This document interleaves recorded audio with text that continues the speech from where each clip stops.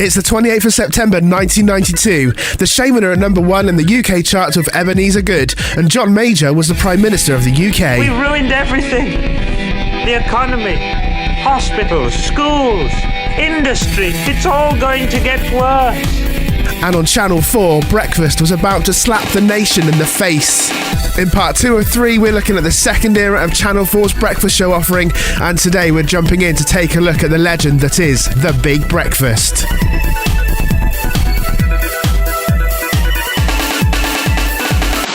Unlike its predecessor, The Big Breakfast was mad and jam-packed full of fast-paced action. The Channel 4 Daily was more of a current affairs show, although it had a couple of light-hearted moments and some playful conversation.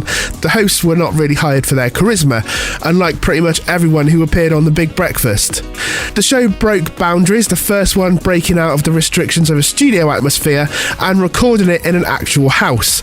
It was filmed at Old Ford Lock, at the Lockkeeper's Cottage in Bow, and it sits on the banks of the River Lee, close to the Olympic Park nowadays, but back then it was pretty much out of the way. And that's all because they knew they were going to make a bunch of noise really early in the morning. When they found the building, it was completely derelict, but the production company of The Big Breakfast, Planet 24, purchased it and did it up into sort of a production facility. When the show finished, the house fell into derelict again and it was set on fire. However, it got bought and renovated again. It was for sale a couple of years ago if you had a spare £6 million knocking around. It was also the first TV breakfast show that wasn't completely news-based, nor did it feature much current affairs content. It did throw some interesting and helpful information out into the broadcast in a kind of just so you know way. I'm not really sure if that was the intention of the show, but it kind of comes across as a television conversion of a radio breakfast show, most specifically like a zoo format show. If you don't know what that is, basically you have one or two main presenters and they'd be joined by various other presenters who would have specific jobs and features, such as interviews or a recorded segment, and then they'd come into the studio and join in some of the fun and the conversation. It's basically what Chris Evans has been doing pretty much all his life. They did have news though, and it was taken seriously. The way they tackled the more serious stories, I've noticed, is that they start off with something not too hard, and then they would go into the more serious stuff in the middle of the news, and then end on a happier note. They'd also put puns into some of the headlines as well. The rest of the show was pretty much about having a laugh. The newsreader would have a chat with the main hosts after the news report, and the show had 3 regular newsreaders. The first one was Peter Smith, and he would be there between 1993 and 1996. Philip Gale took over in 1997 until 2000, and he would return in 2002. And then Jasmine Lowson presented it between 2000 and 2002. Philip Gale, by the way, would also return in the one-off special in 2021 and also the short series in 2022, but we'll go to that in a bit. There would also be times where none of those did it, and they had different newsreaders. Gemma Woodman, a veteran and former host of the Channel 4 Daily, Carol Barnes, and another veteran, surprisingly, Angela Rippon. The start was a different time slightly to the Channel 4 Daily. That used to start at 6 or 6:30, where The Big Breakfast started at 7 and finished at 9. Over on BBC One, the same old thing, people at their desks talking about the borings and being all serious. Over on ITV, TVAM is living out its last few months before GMTV takes over, and by this time TVAM regular Lorraine Kelly was fronting the show, and she would later continue on to GMTV. TVAM was pretty much doing what it had always done best, a lifestyle show with morning relevant content that tried to be interesting to everyone. It wasn't leaving our screens because of the viewers or because of financial issues. They were actually pretty much still on top of the game with the audience, but with the regulators, the ITC thought that they didn't really fit the quality threshold in their bid, so they didn't renew the licence. This also happened at the same time to Thames and TVS when they lost their franchises. The ITC blindsided some of the bidders because it wasn't that clear on what a winning bid would look like, and companies like TVAM and Thames thought it was just going to happen and this was just paperwork. Also, by this time, satellite and cable TV had expanded the horizons of its viewers, so it had a few more breakfast options, such as Nickelodeon, who had live presenters in the morning, while the other channels would just play their regular schedules, knowing that everyone's just going to get ready for school or work. Many of the Big Breakfast's features would include competitions, interviews with bands and stars, Many of these would have something to promote, or a show coming up, or a film coming out soon, and the Big Breakfast would get them to get involved in the show somehow. Some of the features would include the Family of the Week, where a family comes into the Big Breakfast house and they would have a chance to be on TV and take part in some of the various games and competitions. Snap, Cackle, Pop was a feature looking at entertainment news, and it would also go on to be its own show called Snap. At the break times, they would sometimes ask a question or play a small clip and then ask a question about it, and the answer would be revealed after the break. When they asked the question, they reminded viewers, don't phone, it's just for fun, which would have been great advice for my first internet girlfriend. Or how Mark Little once said it. There was a bit called Super Hints, which is where celebrities give their life hacks. They weren't called life hacks, but that's pretty much what they are. I'm a CND campaigner. If you want to keep a crowd of small kids quiet for at least 10 minutes, try this. Break your nose. Hold your hands like this, put your thumb under your tooth, click your nose like that way, and tell them that you've broken it. Astido, and this is Fanny 1, and this is Fanny 2, and we're going to give you a very smelly hint about ferrets. I'm Anthony Simmons-Gooding. I'm going to tell you about a sweet-smelling way to recycle your pencils. I'm Julie Johnson, and I'm going to tell you how to give knobbly elbows the elbow. I'm Daphne Ledward, and I'm going to tell you how a ripe banana could be the answer to your gardening problems. And On the Bed was one of the main features where one of the co-hosts would actually interview a guest on a bed. The host of this changed every so often when it had a refresh, but I'll go into those hosts in a bit. There was also a game where you had to guess how many things there were in 10 seconds. For instance, in a game called More Tea Vicar, you had to guess how many cups of tea there were shown in the video clip. Because, my children, it's time to play for the last time. More TV. More TV, more TV, more TV, yes, America. Yes, indeed, more tea, vicar, more tea. In order to play, we need the help of our very own missionary, lovely sister Flamingo. You forget your modesty, woman. All you need to do to play is to see how many cups of tea. And then a caller would get multiple guesses to answer within 10 seconds. The host would normally say more tea vicar if the number was too low, or less tea vicar if the number was too high. The name of the game would change regularly, but the hosts would usually slip into character depending on the game.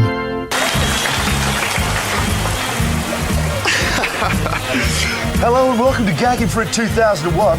Why did the restaurant owner see a flying saucer UFO? Sorry. Why? Because he tripped. He tripped up the waiter who was carrying the plate. Saucer.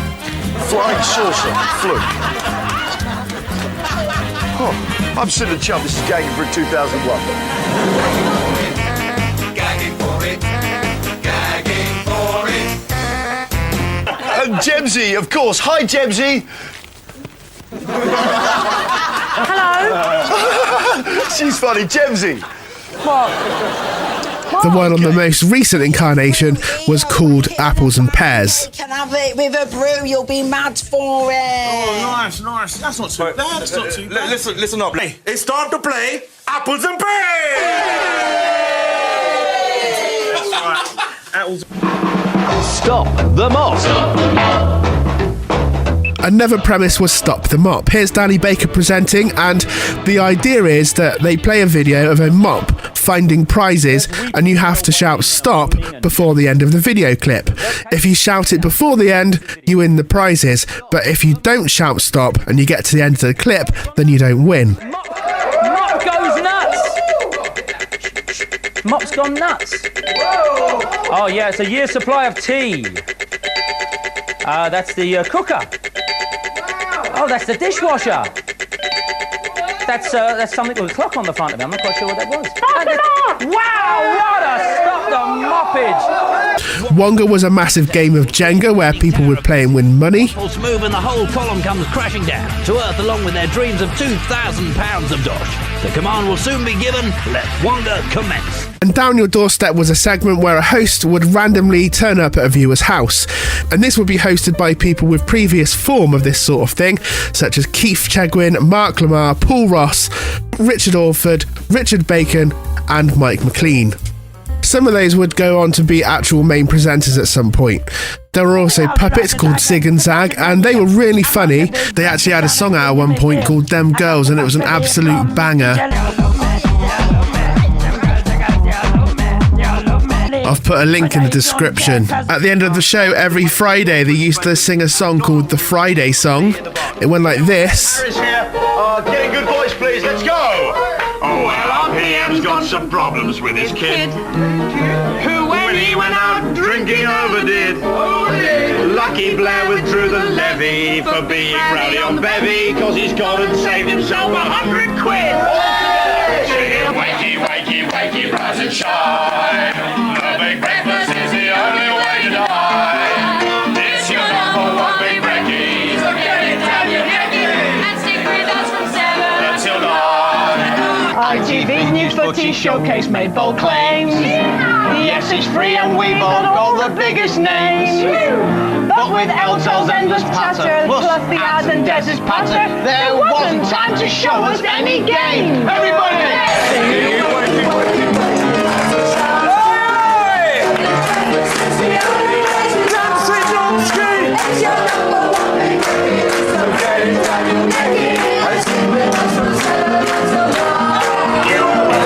A few old laws were full of woe. As the Queen's speech made it clear, it's cheerio. Cheerio.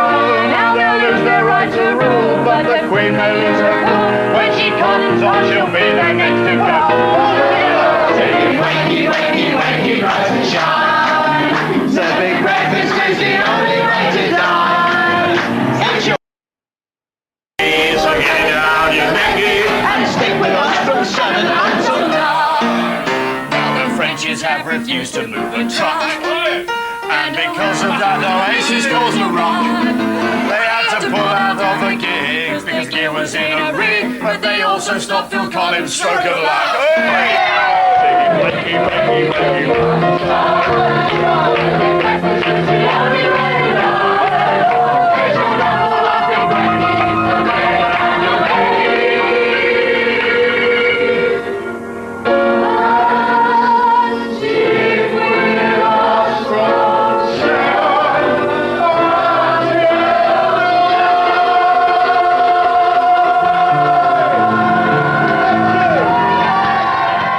They'd also have a segment for some TV shows, not just cartoons like the Channel 4 Daily did. These would include Bewitched, Batman, Babylon 5, Cat Dog, The Crystal Maze, Dennis, Earthworm Jim, Mr. Bogus, Rocko's Modern Life, Renford Reject, Sister Sister, and The Secret World of Alex Mack. There was also an extended version of the show called The Bigger Breakfast, and some of the presenters were a little more daytime on that rather than the earlier edition. The Bigger Breakfast would finish at 11 or 12 or something like that, and this was before T4 was a thing. The Bigger Breakfast hosts would include people like Josie Darby, known for her presenting work on CBBC, Ben Shepherd, formerly of GMTV, and would return later to Good Morning Britain and This Morning, Melanie Sykes, who would also host a regular show, and she was well known for her presenting work, including a chat show with Des O'Connor, Dermot O'Leary, who shot to fame as Big Brother's little brother presenter, and he would later go on to work at Radio 2 and The X Factor. The Big Breakfast hosts throughout its run before 1999 would have had some sort of media background, such as radio or TV, whether that's behind the scenes or presenting, or journalism such as writing, but they were funny, sharp, quick-witted, and had an understanding of how broadcasting worked. So, The Big Breakfast in 1992. Chris Evans and Gabby Roslin were the launch presenters. Both Chris and Gabby had experience in TV and radio. As mentioned in the last episode, Chris had the right energy and wasn't too zany, but was also quick thinking and witty. He never came across as silly or daft for comedy purposes. He would also have some really good chemistry with Gabby on screen. Gabby played it cool, she was fun and again quick-witted, but was more of the caring side of the two, and I would safely say the pairing really balanced out the show. I think you can tell when the hosts get on really well as friends. That also helps connect with the audience. You could say Gabby was the straight man to Chris being the slightly wild one. They were joined by Paula Yates, former host of Channel 4's music show The Tube, and she had the role of interviewer on The Bed, which turned out to be a complete flirt fest whenever possible. She was very relaxed, but I think that kind of made people feel relaxed as well. The show was doing really well in the ratings by the end of 1993. Due to the success of the show, in 1994 Chris was starting to appear less on the show, and other ventures were starting to become more time consuming. So he started doing the show for 3 days a week. On Mondays and Fridays, a new presenter would take over. We weren't used to seeing him as a presenter over here, but he was a well-known face because Mark Little was also known for playing Joe Mangle in Neighbours in the early 90s, and he took up the Monday and Friday position until Chris left the show. Mark would then present on Thursdays and Fridays with Paul Ross on Monday to Wednesday. Mark was actually a very good presenter. He didn't have the same chemistry as Chris and Gabby, but they were still a very good team.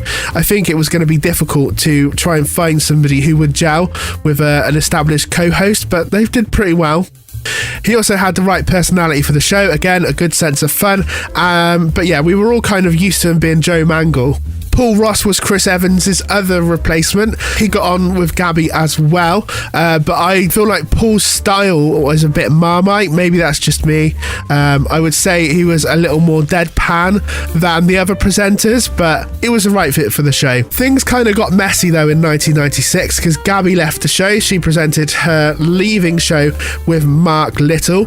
Danny Minogue would also be involved at some point presenting with Mark Little, and Cheggers would present with Danny Bear during the summer holidays. Paul Ross would also end up leaving in 1996. Richard Orford was the next replacement, and he was pleasant and he was a guy who knew how to present. I personally think that he was a step in the right direction towards new talent, but he didn't really last that long in this part of the Big Breakfast. Maybe if they'd started afresh with him and a new team, he would have been a good addition. But to be fair, if you're going to have the choice between a newbie and broadcasting legend Keith Chegwin, I think you're going to go for Cheggers. I'd imagine not having a consistent Chris replacement wouldn't have been good for viewing figures either. Cheggers would have been a safe pair of hands as well, with his experience and bubbly personality, and later in the year they'd just ditch everybody and just stick with Mark all week. Zoe Ball joined to replace Gabby, but amid rumours about a fallout with Zoe, Mark would end up leaving the show, with good old Cheggers presenting with Zoe until a much needed refresh. There was another new addition to the team in 1996. Lily Savage would take over interviewing on The Bed. Lily was the drag queen alter ego of Paul O'Grady, and Lily would tour all over the UK along with having a series of Blankety Blank and her own Channel 4 show. Zoe was another good fit for the show, taking the Chris Evans energy that he left behind. By then it was too late and the Big Breakfast was really in need for a refresh. The thing is, it's a shame they made a complete dog's dinner of it. They started with another renovation of the Lockkeeper's Cottage. Channel 4 had actually bought the house off of the production company, and they decided to spend $2 million on doing it up. And then they paired up the most two oddest people. Rick Adams, do you remember him? No? Well, I mentioned him on the Television Affair Episode 6, TV Rejects Part 1, Short-Lived and Defunct Channels, in the Where It's At channel bit, and he's also a former Nickelodeon presenter, and he moved to America now, where he's a freelancer on the Weather Channel. Well, anyway, he teamed up with Olympic swimmer Sharon Davis. Yeah, because that totally makes sense, doesn't it? And I'm Rick Adams. And would you believe it? I'm Sharon Davis. And to be fair, they both seem really good as single presenters, but there is no chemistry there whatsoever. Rick is a zany, high energy, peppy guy, and she's your dad's favourite, especially that time when she wore a rubber dress on the show and then was attacked with talcum powder. But yeah, she is a laid-back host, and you can see that although that they get on personally okay, they aren't really the right fit for the show. He also has a bit of an odd sense of humour, and credit to her, she does roll with it. Now you can kind of see in direction, they were looking to go in the Chris and Gabby way, but obviously that didn't seem to work. And I think one of the things that didn't come across very well to an audience is the way that they were positioned during their filming. So when you're recording somebody on a camera, you kind of want them to appear on a similar level, but as you can see from this shot, Rick is looking a bit bigger than Sharon, and that's because he's close to the camera. This isn't really noticed when they're sat next to each other, but when they're stood up next to each other when they're walking or something, as you'll see as Rick jumps off this, that they do have a considerable height difference. She's quite well built because of being an athlete, so she does come across as a bit more bigger on camera. It's a bit like they were built in two different aspect ratios as people. It's almost a bit like that she's been scaled up as a person. When she's with other hosts, it's not really that noticeable because they're more her size. However, you will notice in a lot of these shots that Rick is closer to the camera than what Sharon is. In a feature that would end up not lasting long, they were joined by a future familiar face. Denise Van Outen, where are you? Good morning, I'm in Newcastle. You're right there, we did have a few problems this morning, but our good old pilot, Nigel, got it sorted. Say hello, Nigel. Handsome chap. Lily was also ditched by this point, and the new bedroom interviews were hosted by Vanessa Feltz. Rick and Sharon wasn't working out, and along with the sofa, they both got dumped in a field and then set on fire. Richard Orford returned again this time round, and he actually did come across as a fairly good fit with Sharon. This was all part of a mini shake-up that happened. Rick and Sharon became part-time and split between other presenters, and by this point the Chris and Gabby days were looking like the glory days, and the show was not looking like or coming across as the beast that it once was. Plus there was an axe hovering above, so unless something changed really soon, it was going to fall. To be honest, I had no idea that the Rick and Sharon era even existed, because I dropped off at that point. I kind of had a lot going on in 1996, 1997, but Denise Van Outen moved from weather onto main presenting when Sharon left, and then it was Denise and Rick, then it was Denise and Richard, and then he went on holiday for a week, and he was covered by Johnny Vaughan. It was around that time they decided to undo that little screw up that was the last update and installed Johnny Vaughan and Denise Van Outen as the two main presenters.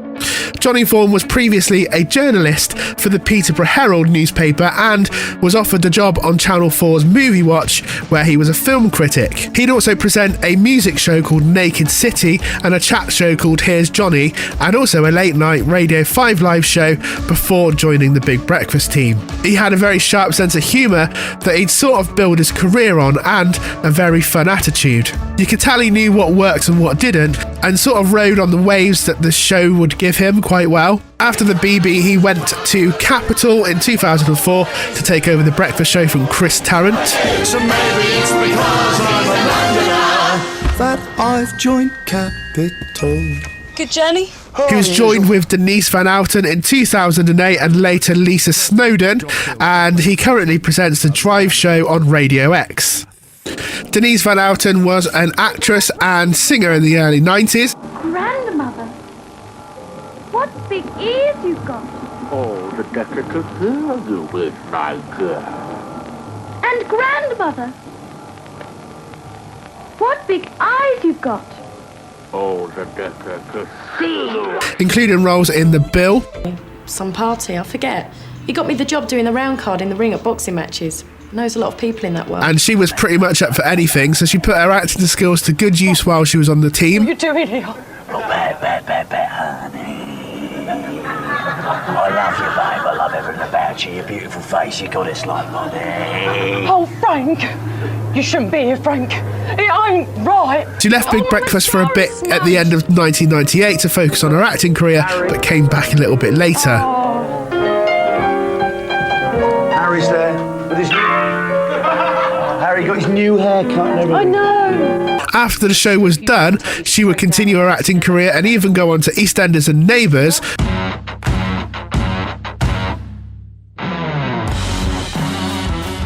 trouble for Mama? Nothing. She'd also done a heck ton of TV shows and films as well since. She left with Johnny in February 2001. Johnny and Denise would bring us the second glory era, in my opinion. They did a really good show, so well in fact that you'd not known that even Rick and Sharon was a thing before.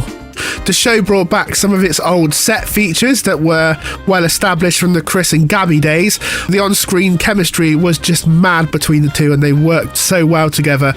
And the audience agreed, as the team had reached record levels during their time. Indeed, Simon. Thank you, Now, Simon. Denise got the competition winner. Who's won the competition today, Denise? What have they won, first of all? They've won a games console, Yeah, I'll sign computer that. Go on, equipment, winner. ergonomic chair. Yeah. Mr. P. Nurse of Leicester. I can't believe I got you on it. Right, okay.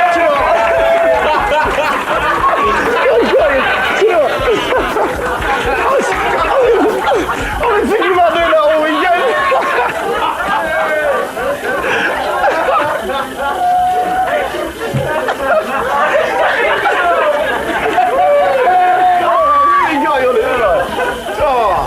I'm going to hear a cry, ladies and gentlemen.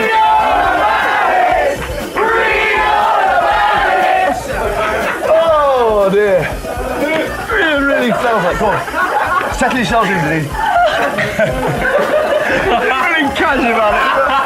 At the start of 1999, Kelly Brook would take over from Denise while she was having a break, and she also did the bed interviews, but she just didn't seem to gel with the rest of the team or the audience, and even though you could tell she tried, it just didn't seem to work out. I guess it was a little like when your mate gets a new girlfriend, but you preferred the old one better. Even though the new one, there was nothing wrong with her, nice girl, just didn't work. Also, I don't know if there's a word for this, so I'm going to call it the scapegoat factor. What I mean is, and I'll use radio as an example. When Chris Evans left Radio 1, he was replaced with Mark and Lard. Mark and Lard didn't work out, and the listenership went down badly. When Chris Moyles left Radio 1, Nick Grimshaw took over, and although he had a fairly good run, listenership dropped off. When Chris Evans took over from Terry Wogan on Radio 2, the listeners dropped off, although he did really well to regain them. And then similarly, when Ken Bruce left Radio 2, Vernon Kay, as just recently announced, lost a bunch of listeners when he took over the slot. I guess what I'm trying to say is that these are all tough acts to follow, and it's not impossible to do it, but it's dang hard to climb that hill after such a successful run with somebody else. Historically, people who take over after somebody has had a successful run have to weather the ship for a bit, and usually it's not until those waters have been cleared that a successful replacement can be found and turn things around. You can see this happening on ITV right now because of the presenter changes on this morning. They're going through presenters like hot dinners and probably losing viewers for this exact reason. And it won't stick until either they find some good long-term hosts that have the right fit, or that they change the format or even axe the programme and replace it with something different. Maybe they need Denise Van Outen. Lisa Tarbuck would replace Kelly Brook, and she's the daughter, if you didn't know, of Jimmy Tarbuck. She'd had some acting and presenting positions pre The Big Breakfast. Lisa's sense of humour is a bit sideways compared to her predecessors, but it worked with Johnny's personality and they were both on board with each other. Johnny Vaughan is quite a versatile presenter, so he seemed to work with whoever he was joined with. They were joined by Sarah Cox doing the interviews on the bed, as well as a cover for Lisa. Now, once again, the road dog that is Richard Bacon. He is a road dog. He is the road dog. He's out there. Sniffing at the curb. He does. Don't believe the blurb. The road dog. Denise would return in 2000 with Lisa as a cover. Lisa Rogers was also a cover in 2000, and Johnny went away for a bit, but when he was due to come back, he put out his back and was off for another week. Now, if you're wondering where Mr. Vaughan is, just before we're about to go on air, about 5 to 7, he had a nasty accident with his back. Just put it out. So he's with the doctor at the moment. So he's in quite a lot of pain. So our thoughts are with you, Johnny. Keep your chin up and hopefully you get better. Hello, and welcome to The Big Breakfast on Wednesday, the 6th of September. I'm Johnny Vaughan, and if you were watching yesterday, you'll no doubt be wondering how my back is. Well, as you can see, things are a bit worse than we first thought. Yeah, I mean, they are looking a little bit worse than we first thought. How exactly is your back, Johnny? Well, I've been to see a specialist and I've had what they call radical surgery. Really? I'd say it's fairly radical. Not joking. He's not joking at all, we can see that. Also at one point as a guest, Jenny McCarthy, who's a cousin of Melissa McCarthy, joined Johnny Vaughan as a guest host. She was a former Playboy model and TV personality now known as Jenny McCarthy Wahlberg. It's because she married Mark Wahlberg's brother. She's an anti-vaxxer, no more to say about her now, but apparently she costs so much that they replayed the best bits with Funny Fingers going during the special Biggest Breakfast show for a whole hour between 5 and 6. Her appearance was criticised by the Scottish Daily Record for its adult content. But yeah, there was a special edition of The Big Breakfast on New Year's Day 2000, and it was called The Biggest Breakfast, starting at 12:30 in the morning, 30 minutes after the year 2000 had started. Johnny Vaughan was joined by Lisa until 9 a.m. I'm Johnny Vaughan. I'm Lisa Towner. It's the year 2000. And it included an awards show at 2 a.m, visiting pubs still celebrating the new year, pig birthing, some of the best bits from the show, and the claim that they got the Millennium Baby. Strangely for that evening as well, they had politician Mo Mowlam, Lee Evans, Quentin Wilson and Gail Porter along with Jamie Oliver. They also had a link up across the country with radio DJ Alan Thompson. And now it's time to link up with another local radio DJ. He's got a regional perspective and he'll make us laugh. Hello, Alan. Alan Thompson. Have we got you? Hello. Have we got you, Johnny? Hello, Alan. How are you, mate? We're fine, thank you, up here in the flatlands.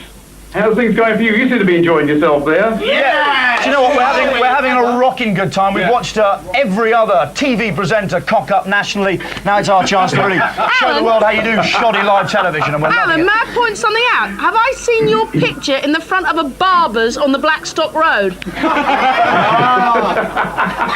You probably had Lisa.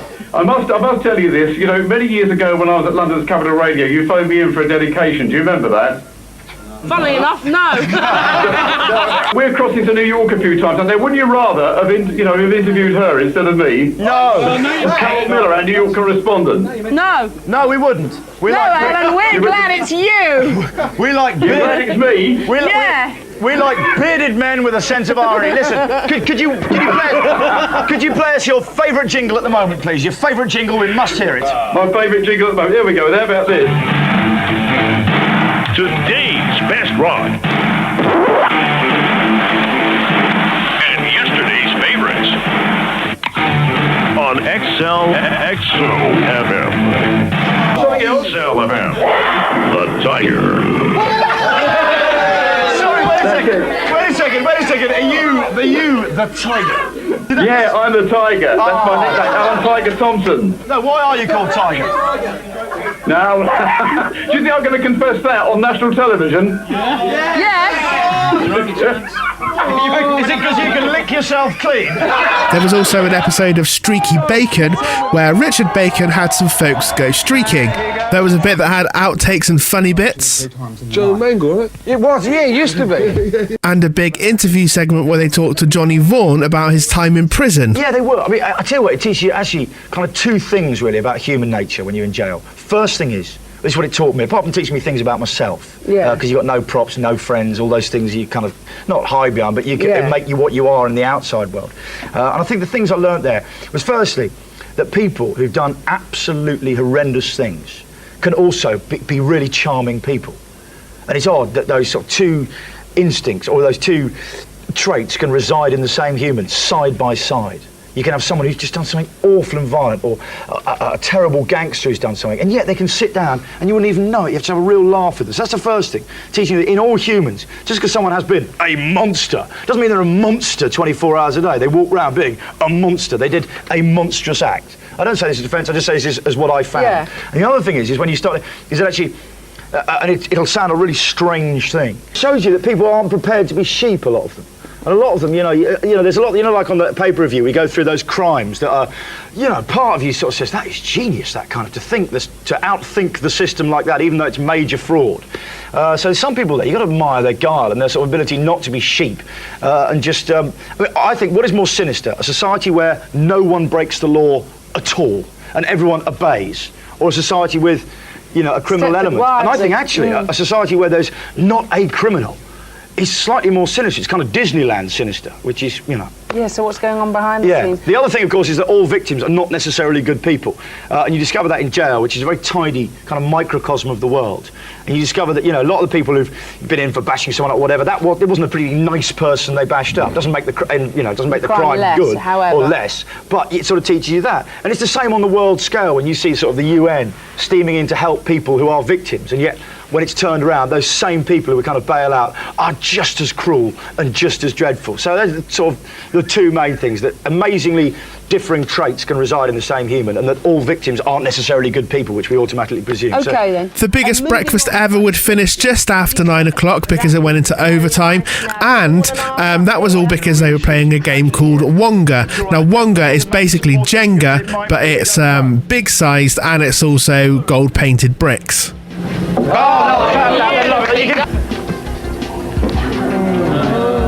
It don't want to budge. Dangerous territory. Can I go around the other side? You can go around the other side. I think he can, can't he? Yeah.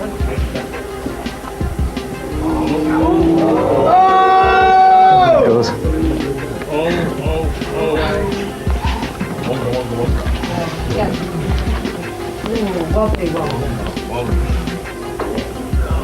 Wonga.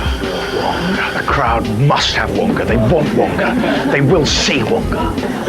Got to start it off. Look at that. It's twisting and turning now like a rattlesnake with a hernia.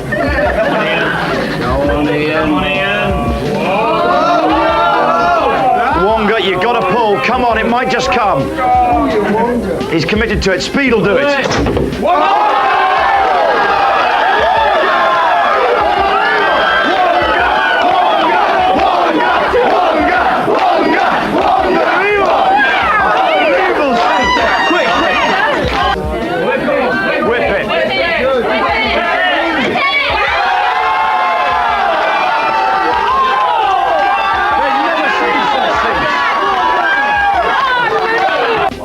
No way.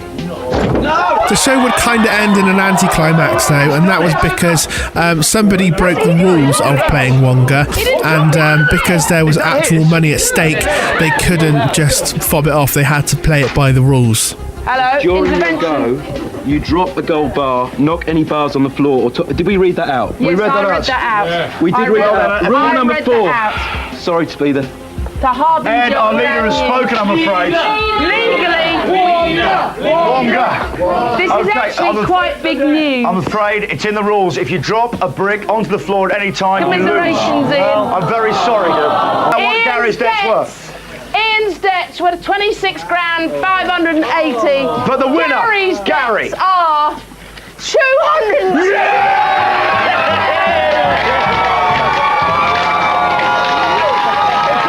Johnny and Denise would pair again in mid-2000 after issues with contracts and stuff, but the show didn't really recover properly and things were just getting on a bit. Hello, gorgeous. How are you this morning? Well, I'm okay, darling. I believe you're back to give your boobs an airing. That's right. That's what we have to do at 7 a.m. in the morning. Have you got yours out, Babs? Oh, I've been out ages, dear. Lovely to see you, John. Hope you're better with your back and everything, wasn't it? Yeah, it was. Johnny? Time to go. They both left the show in January 2001, and from what I gather, this was down to a pay dispute, so the contracts weren't renewed. I wouldn't be surprised, to be fair, if it had anything to do with show budget, because if you look at what would happen between this point and the show's finish, there was definitely a difference in spending. After they left, well, somebody decided to give the show a complete revamp, so the first thing they did was got rid of the theme tune and replaced it with this monstrosity. And then they decided, hey, let's get 3 hosts in, and while we're at it, let's redo the house, make it look slick and trendy. And to top it off, they threw in a green sofa to boot. Donna Eyre had previously been involved with the show, but she was now joined by 2 co-hosts, that was Amanda Byram and Paul Tonkinson. Welcome back. You're watching Big Breakfast on Friday the 23rd of March. I'm Paul Tonkinson. She's Donna Eyre, and I am Amanda Byram. And here Donna Eyre, which I believe may have been the eye candy for that situation, had also been a presenter on MTV Select and also a child model and actor in Biker Grove.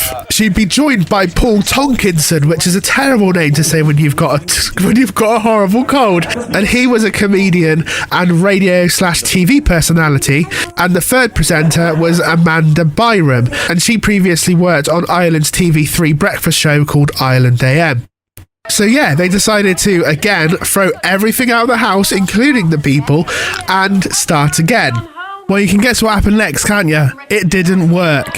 And by April, things were starting to look quite familiar. Paul Tonkinson, the purple paint, and also the green sofa was out the window. Donna stayed on for a bit, but then she eventually left, and Amanda became the only one to stay, and she was joined by somebody who they tried to get rid of. Out with a sofa, a new paint job, and oh, look where we are. Richard Bacon and Amanda Byram were installed as the main presenters, and you can see they were trying to go for a Johnny and Denise, Chris and Gabby thing, hoping that maybe that putting the two together would create this third era of glory. They were joined by Mike Squeaky McLean, who was also from Nickelodeon previously. We've got Alan, he's a butcher. He looks like Jack Nicholson. Got it! Mike's positions shifted from doing doorsteps into doing stuff like that. He'd also cover for Richard Bacon at times. Lisa Rogers returned as well, and the last time she was on was when Johnny Thornhurt is back. Since the show's finish in 2002, Richard Bacon will move on to other presenting jobs, including Radio 5 Live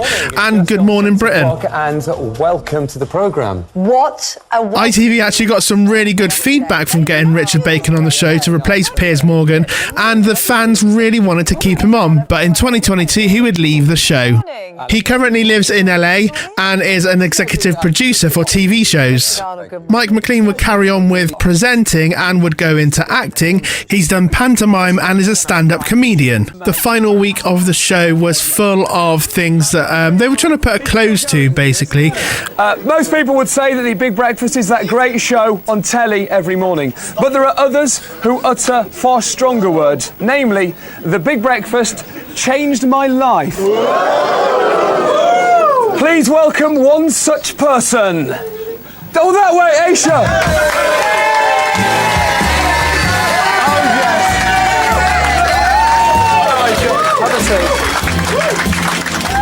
There's a little throne by the world's smallest man. Yeah. Now, we've met before. Now, tell us, first of all, your full name? I'm Aisha Cook. Aisha Cook, thank you. And where are you from? From Ross-on-Wye in Herefordshire. OK, and when were you first on The Big Breakfast?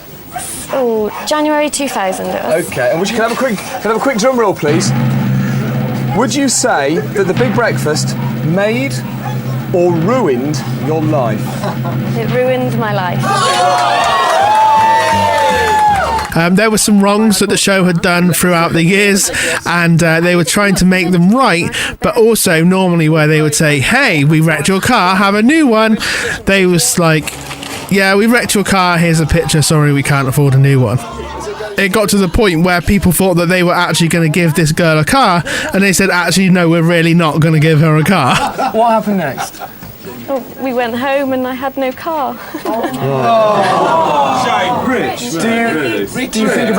Do you think about that day often?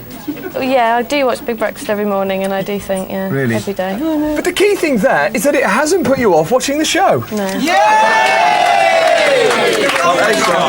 It's been lovely to hear your story, and in an attempt to make it up to you, we've done something very special. We have for you this morning. You ready? It's a framed picture of you with the car before it was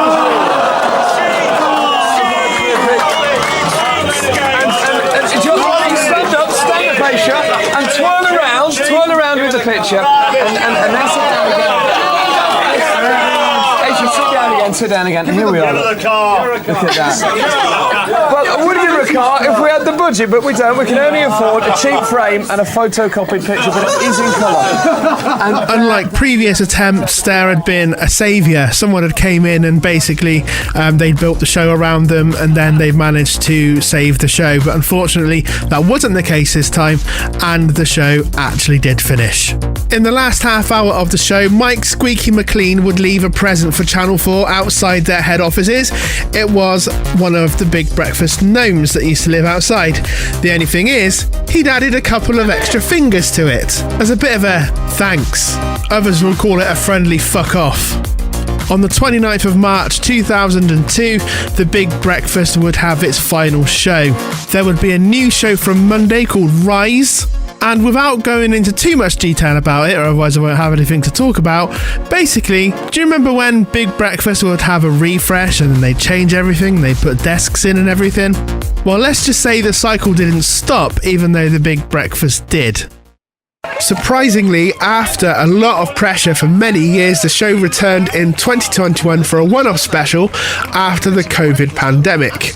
It would be broadcast live from the original house, and the original theme music was used, but it would start at 8 AM on Friday the 10th of September for Channel 4's Black to Front project, which was to promote black representation within television. It was hosted by Mo Gilligan and AJ Adudu. With Big Zoo in the kitchen and Melvin O'Doom out doing the presenting, Judy Love would do the bedroom interviews, and Big Breakfast news legend Phil Gale was back to do the news. Bear in mind, this was only just for one day. They made a lot of effort. It kind of makes me wonder if they were using it as a sort of a pilot. Well, it was kind of successful because the Big Breakfast would return for a 4-week run on Saturdays in August 2022. Mo Gilligan and AJ Adudu returned, and the show started at 10 AM, which is a bit weird considering the original show started at 7 and was way done by 10. They'd had a totally new house as well because they borrowed the house last time and the homeowner didn't want them to use it again. So the new house was in Potter's Bar. I mean, to be fair, from the front it kind of looks like an old people's home, but I think it's a mansion. I really liked the return and I thought it was really funny, and I love that it was promoting diversity. Mo and AJ are great hosts. At one point, they'd even have a familiar face on, or maybe a familiar voice. This person is an extraordinary person. They're famous, but we don't know who they are or what they do. Oh! Okay. Have you ever been on TV before? What? Yes and a no! Oh my God, one question! Will a lot of people know who you are? Oh. Yeah!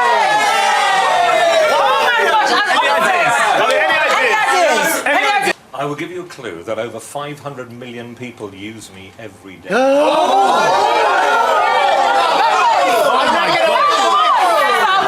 familiar! I am the original voice of Siri on your iPhone. Yes, John Briggs joined them as part of a game, and if you're not sure who John Briggs is, you can go way back to the Television Affair episode 2. Really does get you. You also may have seen a guest on the sofa there.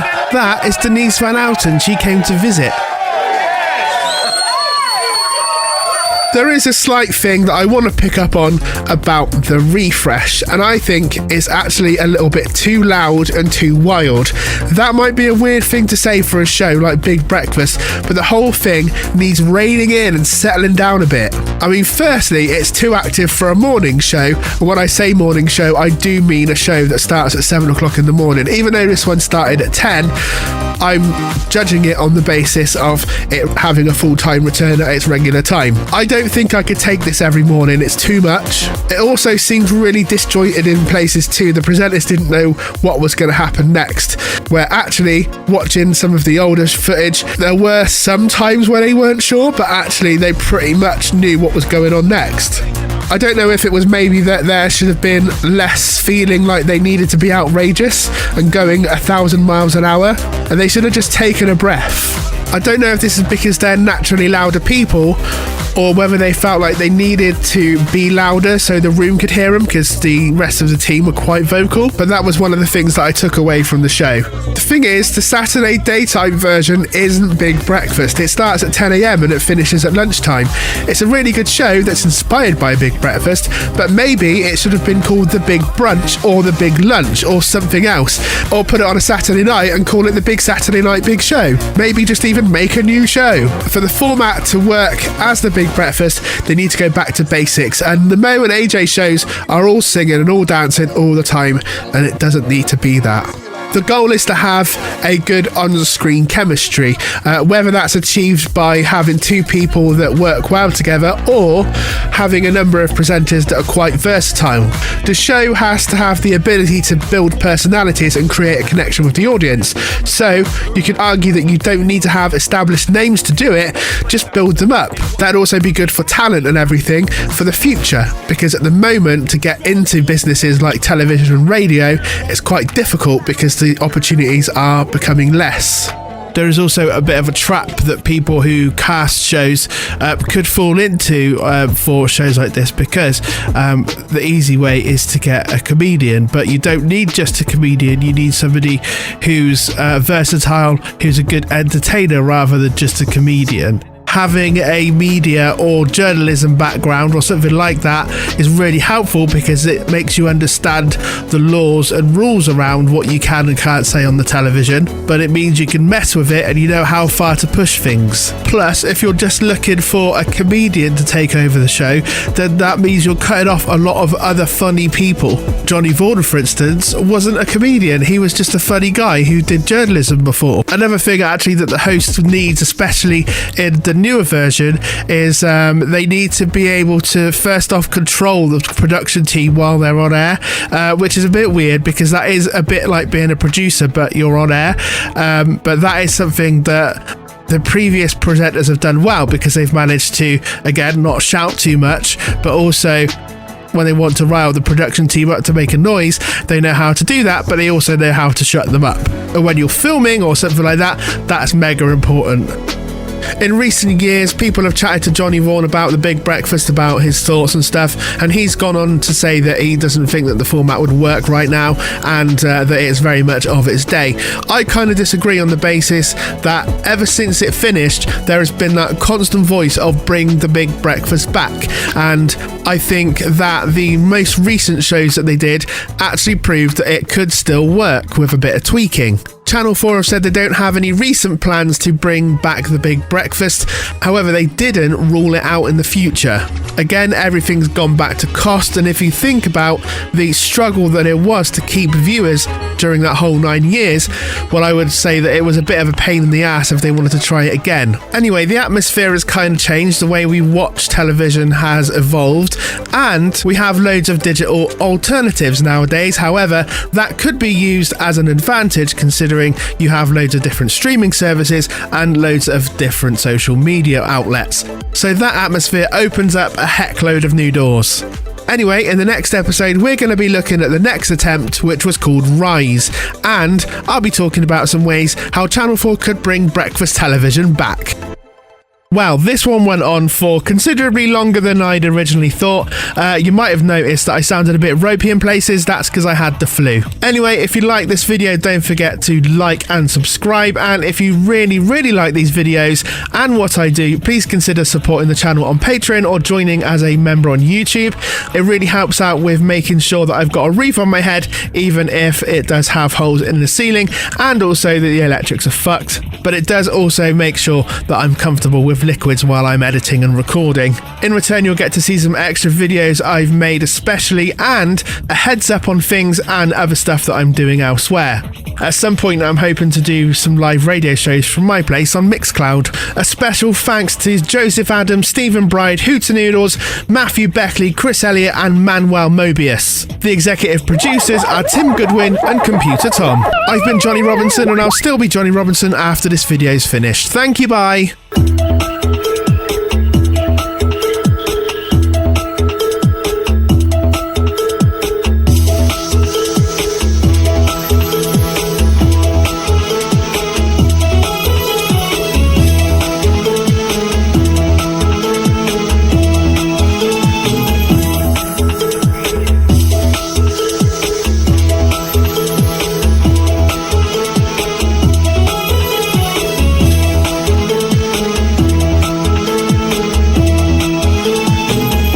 Hello, it's me on the end of the video. I just want to jump in because while I was putting this video together and actually editing it and looking for footage, I actually found another video. Somebody had made one on the 30th of October this year. So it was just over a month ago, and they'd done a similar thing to what I'd done. I saw it and I thought, I'm going to park it because I don't want to see what they've done. I want to make my own version, and yeah, looked back at it now and it looks pretty good. The person who made it is called I'm Making a Movie, and it's called Looking Back on the Big Breakfast, and I've put the link in the description. It's a different perspective on what I've done, but we do cover the same subjects in certain places. Anyway, have a watch if you really liked my video. Okay, that's it. Thank you, bye.